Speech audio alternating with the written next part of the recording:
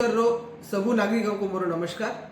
आपण समस्या जानी कि सेंसस रो प्रक्रिया भारत वर्ष रे आरंभ होईची जा भितरे एप्रिल 1 ठारू सेल्फ इन्यूमरेशन रो प्रोसेस आरंभ हो जाईची।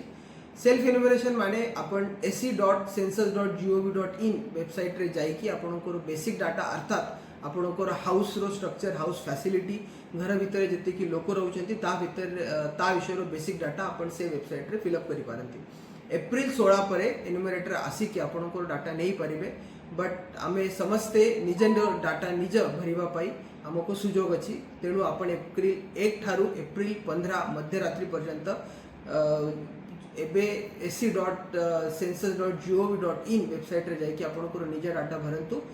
जेतेबेले सेंसस हुए ता भितर जो डाटा जनरेट हुए तारो राज्य सरकार केंद्र सरकार और ता सहित अन्य डिपार्टमेंट जेते स्कीम रो फॉर्मेशन करंती इंप्लीमेंट करंती ये डाटा बहुत गुरुत्वपूर्ण।